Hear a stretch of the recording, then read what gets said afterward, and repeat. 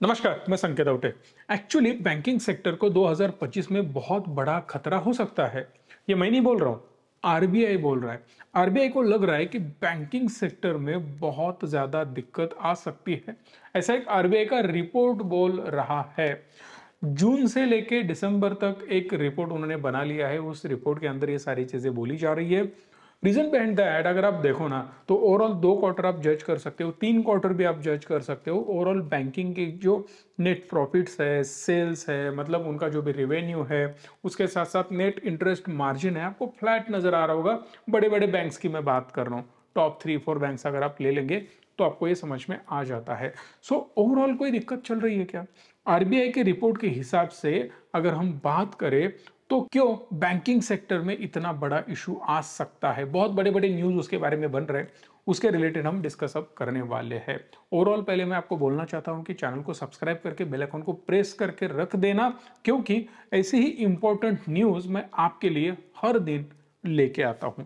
Bank Nifty के overall returns अगर हम बात करें तो 5.43% के रिटर्न उन्होंने एक साल के अंदर दे दिए हैं।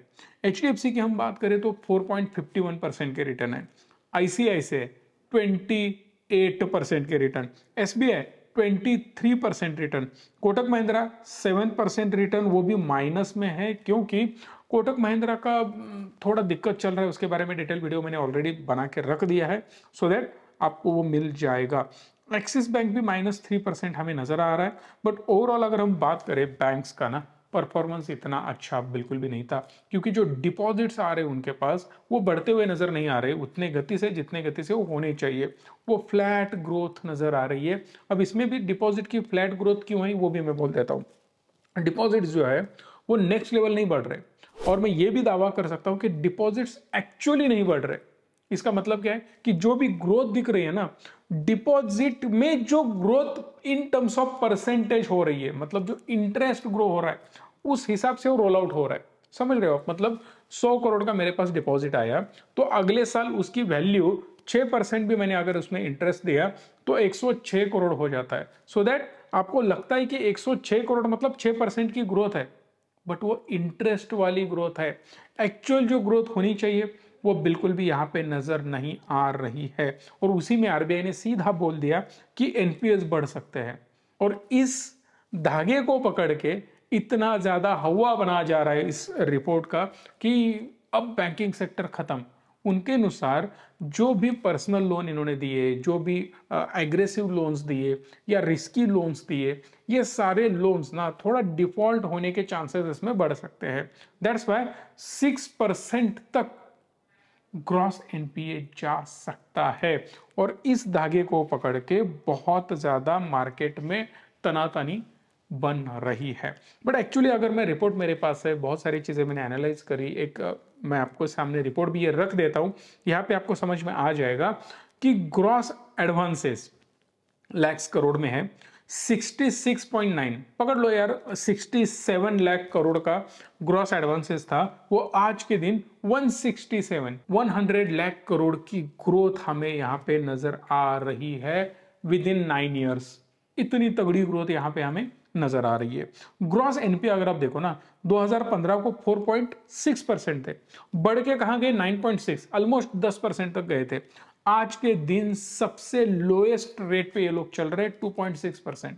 मतलब जितना ज्यादा नॉन परफॉर्मिंग एसेट, जो पैसा हमने दे दिया वापस नहीं आएगा, विजय माल्या, नीरव मोदी, अंबानी साहब, ऐसे लोग जो लेके भाग जाते हैं ना, वो वापस नहीं आता है। तो ऐसे एसेट जो 10% तक पहुंचे हुए थे वो आज के दिन 2.6% पे, 2.6 विच इज नथिंग। कोई टेंशन नहीं है बैंक को, एकदम हेल्दी रेट इसको माना जाता है। चलो बढ़ भी जाएगा, 3% पे जाएगा, 3.5%, 4% पे भी जाएगा, तो भी इतना ज्यादा इशू बैंक्स को नहीं होने वाला।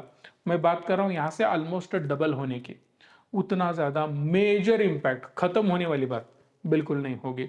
जब ये 10% के आसपास जाता है ना, तब हेल्थ पे बहुत बड़ा इशू आ जाता है, और वहां से खत्म टाटा बाय बाय वाला सिनेरियो चालू हो जाता है। सो 4-5% में भी इतना ज्यादा डरने वाला माहौल नहीं होगा।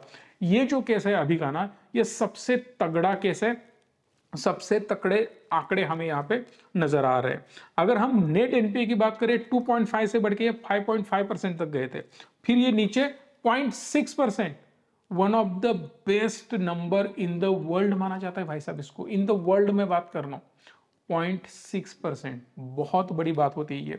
अगर इसको आरओए देखो, आप सीआरआर देखो, पीसीआर देखो, अब ये पीसीआर वगैरह इतना ज्यादा टेक्निकल टर्म में घुसने की जरूरत बिल्कुल भी नहीं है। पीसीआर का मतलब क्या होता है? Provisioning coverage ratio. सिंपल है कि लॉसेस और बैड डेट से निपटने के लिए एक कवरेज होता है, एक रेशो होता है, वो आप साइड में रख देते हो, जो कि 41 लाख करोड़ का था, वो सीधा 77 लाख करोड़ तक पहुंच चुका है। मतलब सिक्योरिटी के लिए पैसा भी हमने बाजू रखा हुआ है। सेम एलसीआर भी हमें बढ़ता हुआ नजर आ रहा है, which is positive thing. Slippages सबसे बड़ा पॉइंट होता है ये, लोन डिफॉल्ट होने की फ्रीक्वेंसी यहाँ से हमें पता चल जाती है, जो कि ऑलमोस्ट 6% तक पहुंच चुकी थी, which is today on one of the lowest level 1.4%। आज तक के इतिहास में जो भी लेवल्स थे, सबसे लोएस्ट लेवल पे वो होना चाहिए, जो कि है। मतलब बैंकिंग की हेल्थ अभी बहुत बढ़िया नेक्स्ट लेवल नजर आ रही है। अच्छा, तो इसका मतलब आरबीआई पागल है? बिल्कुल भी नहीं। आरबीआई का काम है रिपोर्ट देना। रिपोर्ट में होता है बेस्ट के सिनेरियो में क्या हो सकता है, वर्स्ट के सिनेरियो में क्या हो सकता है, और करंटली सिचुएशन क्या है।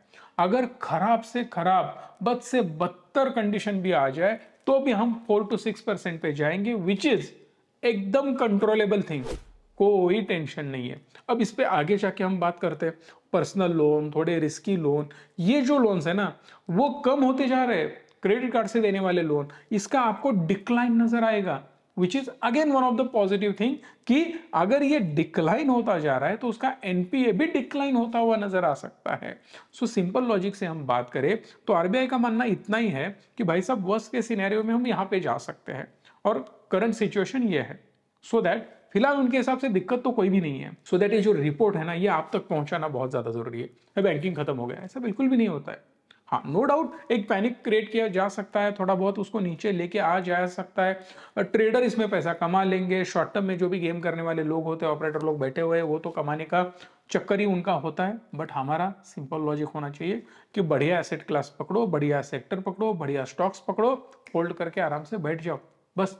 उससे ज्यादा कुछ बड़ी चीज करने की जरूरत नहीं होती है।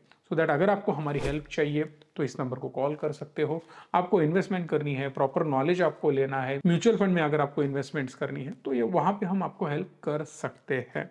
सो प्लीज इस नंबर को कॉल कर लेना। बढ़िया ऑफर चल रहे हैं। अगर आपका डीमैट अकाउंट हमारे पास है तो आपको 6 तारीख से जो हमारे फ्री कोर्सेस होने वाले हैं उसमें आपको ऐड किया जाएगा। एक बढ़िया टेलीग्राम चैनल आपको फ्री ऑफ कॉस्ट मिलने वाला है।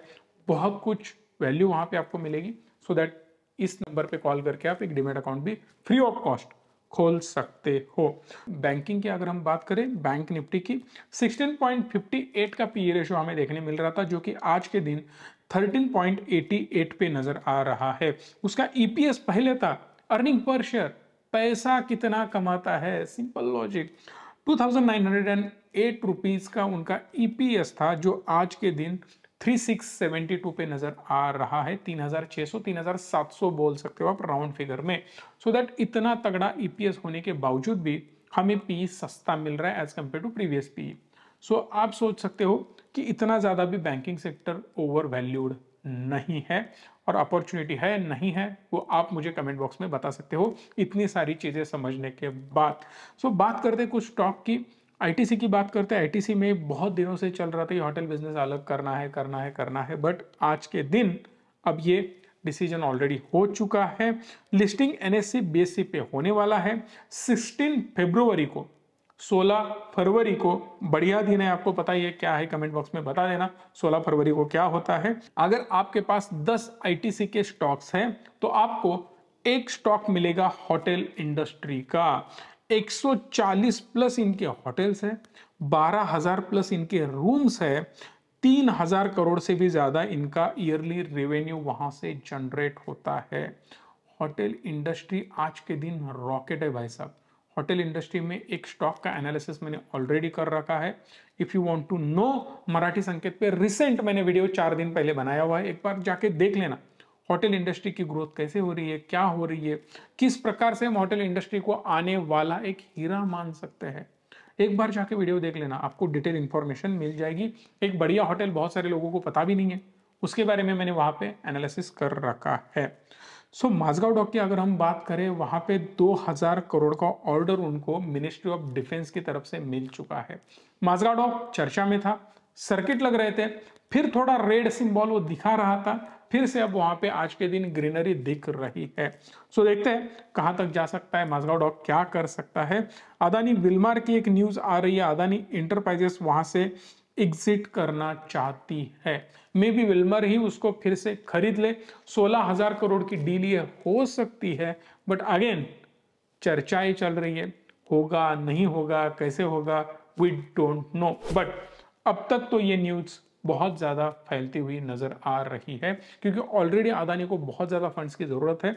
अब ये फंड रेज करना इंपॉर्टेंट है, इसीलिए मे बी ये डील चल रही होगी। आई होप कि आपको यह वीडियो अच्छी लगी हो, इसीलिए आप लाइक शेयर और चैनल को सब्सक्राइब भी करेंगे। धन्यवाद। Stay tune and stay positive.